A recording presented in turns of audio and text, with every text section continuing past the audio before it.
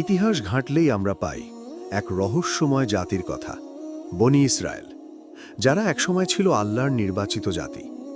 কিন্তু সময়ের সাথে সাথে এই জাতি হয়ে ওঠে অভিশপ্ত। কিন্তু কেন? চলুন আজ জেনে নেই তাদের ইতিহাসের অজানা কিছু অধ্যায়। ভিডিও শুরু করার আগে আপনি যদি ইসলাম ও ঐতিহাসিক ভিডিও পছন্দ করেন তাহলে আমাদের চ্যানেলটি সাবস্ক্রাইব করে সাথে থাকুন। 1. আল্লাহর নিয়ামত পেয়েও অকৃতজ্ঞতা। বনি ইসরায়েল ছিল এমন এক জাতি যাদেরকে আল্লাহ বহু নিয়ামত দান করেছিলেন। তারা বহু বছর ফেরাউনের দাসত্বে বন্দী ছিল, আর তখন আল্লাহ মুসা আলাইহিস সালামকে পাঠান তাদের মুক্তির জন্য। আল্লাহ তাদের সমুদ্র পার করে মুক্ত করেন আর শত্রুদের ধ্বংস করে দেন। এরপর আল্লাহ তাদেরকে মান্না ও সালোয়া নামক বিশেষ খাবার আসমান থেকে দান করেন, যেখানে তারা মরুভূমিতে থাকলেও ক্ষুধা বা অভাবে পড়েনি। তাদের জন্য পানি ঝরানো হয় পাথর থেকে, আকাশ ছায়া দেয় মেঘে। তারা পেয়েছিল নবীর নেতৃত্ব, আসমানি কিতাব, অলৌকিক সাহায্য ও নিরাপত্তা। কিন্তু এসব কিছুর পরও তারা কৃতজ্ঞ হওয়ার বদলে নাফরমানি করতে থাকে। তারা বলেছিল, হে মুসা, আমরা এক খাবারে তিক্ত হয়ে গেছি, আমাদের জন্য পৃথিবীর খাবার এনে দাও। তারা আল্লাহর কৃতজ্ঞতা স্বীকার না করে দুনিয়ার ভোগবিলাসে আকৃষ্ট হয়। এমনকি তারা মুসা আলাইহিস সালামের অনুপস্থিতিতে গরুর মূর্তি বানিয়ে পূজা শুরু করে। নবীদের পরামর্শ ও নির্দেশকে তারা অগ্রাহ্য করে, এমনকি কিছু নবীকে হত্যা পর্যন্ত করে ফেলে। এই অকৃতজ্ঞতা ও অন্যায়ের কারণেই তারা আল্লাহর গজবে পতিত হয় এবং অভিশপ্ত জাতি নামে পরিচিত হয়ে ওঠে। দর্শক, ভিডিওটি ভালো লাগলে লাইক করতে ভুলবেন না।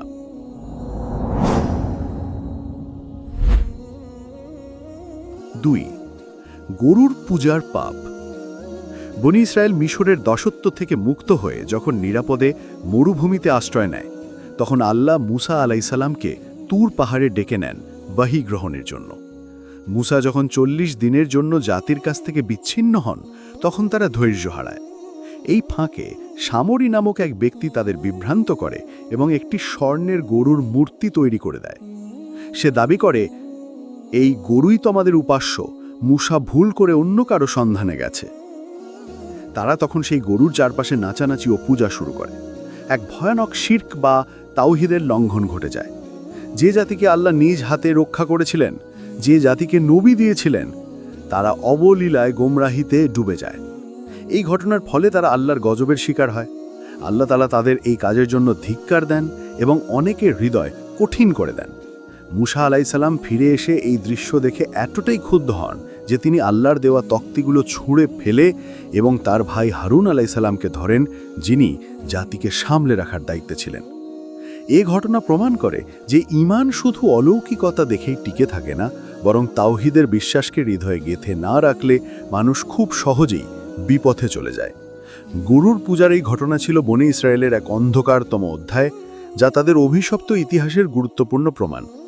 দর্শক, আমাদের ভিডিও ভালো লাগলে চ্যানেলটি সাবস্ক্রাইব করতে ভুলবেন না।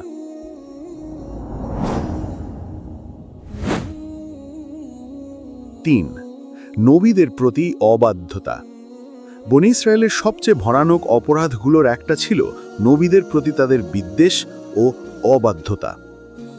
আল্লাহ তাআলা তাদের হিদায়াতের জন্য একের পর এক নবী পাঠিয়েছেন, কিন্তু তারা অধিকাংশ নবীকেই অমান্য করেছে, অবজ্ঞা করেছে।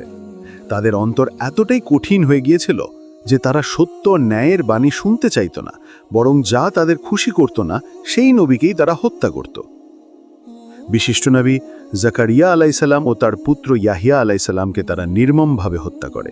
এই দুই নবী ছিলেন অত্যন্ত ধার্মিক, ন্যায়পরায়ণ ও সমাজ সংস্কারক, কিন্তু তাদের সত্য ভাষণ এই জাতি সহ্য করতে পারেনি। ইহুদিরা দুর্বল ঈমান ও দুনিয়াপ্রীতির কারণে তারা আল্লাহর প্রেরিত নবীদের বাধা হিসেবে দেখত। তারা ঈসা আলাইহিস সালামকেও মেনে নেয়নি, বরং তাকে মিথ্যাবাদী বলেছিল। তার ওপর ষড়যন্ত্র করে রোমান শাসকদের সহায়তায় তাকে ক্রুশবিদ্ধ করার চেষ্টা করে। কিন্তু আল্লাহ তার প্রিয় নবী ঈসা আলাইহিস সালামকে রক্ষা করেন এবং তাকে জীবিত অবস্থায় আসমানে উঠিয়ে নেন। এই ঘটনাগুলো প্রমাণ করে যে বনি ইসরায়েল আল্লাহর নির্দেশ ও নবীদের প্রতি ছিল চরম বিদ্রোহী। এই নবী বিদ্বেষী ছিল আল্লাহর সবচেয়ে বড় গজবের কারণ, যার ফলে তারা ইতিহাসে পরিচিত হয় অভিশপ্ত জাতি হিসেবে। দর্শক, এই ব্যাপারে আপনার মতামত কি? কমেন্ট বক্সে জানাতে ভুলবেন না।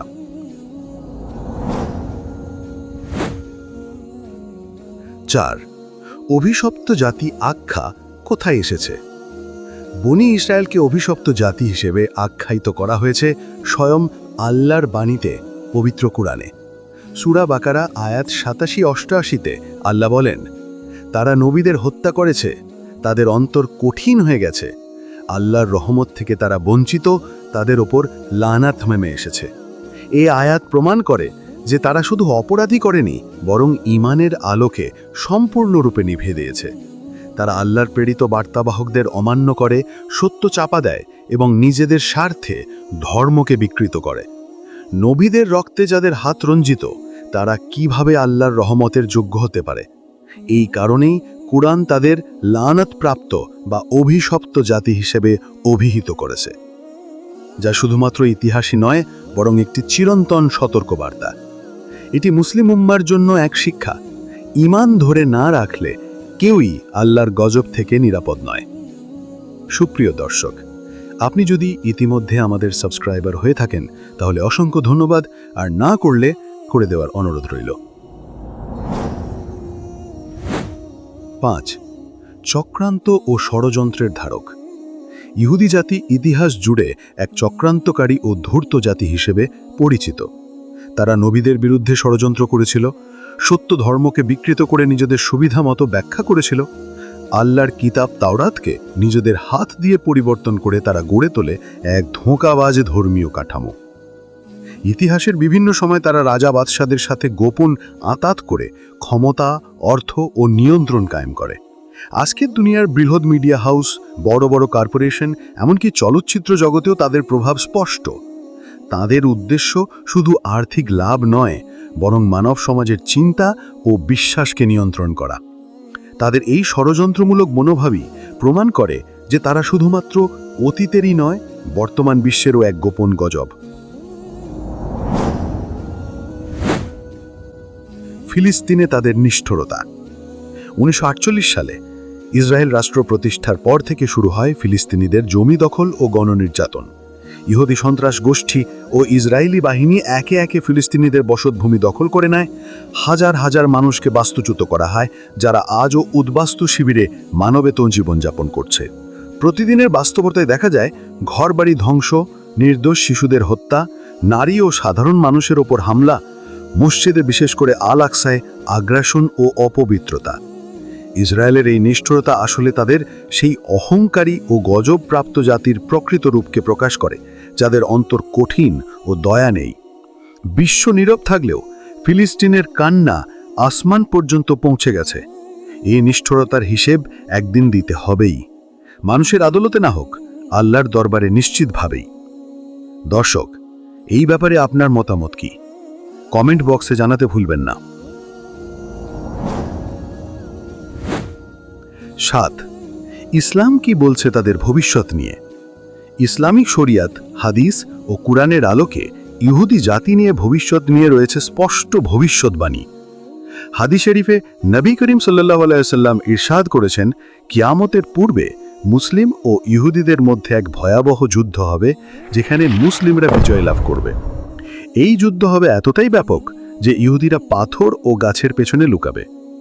হাদিসে এসেছে, সেই সময় গাছ ও পাথর বলবে, হে মুসলমান, আমার পেছনে একজন ইহুদি লুকিয়ে আছে, এসে তাকে হত্যা করো। এটি কেবল রূপকথা নয়, বরং একটি ভবিষ্যতের দৃশ্য যা মুসলিম উম্মার মধ্যে ইমাম ও সাহস জাগায়। এই ভবিষ্যৎবাণী ইঙ্গিত করে যে শেষ সময়ে ইসলাম আবারও শক্তিশালী হয়ে উঠবে এবং জুলমের পতন হবে। ইসরায়েলের অবিচার ও দম্ভ চিরস্থায়ী নয়, এটি একদিন আল্লাহর কুদরতে ধ্বংস হবেই।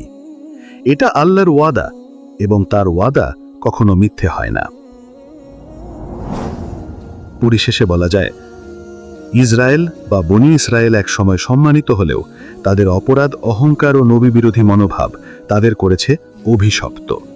আজকের ইহুদি জাতি সেই অভিশপ্ত ইতিহাসের ধারক। তাদের বাস্তবতা জানাটা আমাদের ঈমান, ইতিহাস ও মানবতা রক্ষার জন্য অত্যন্ত গুরুত্বপূর্ণ। দর্শক, আপনি যদি এই সত্যগুলো জানতেন না, তাহলে এই ভিডিও শেয়ার করুন। জেনে রাখুন সবাই, ইতিহাস কখনো ভুলে যায় না, আর সত্য কখনো চাপা থাকে না।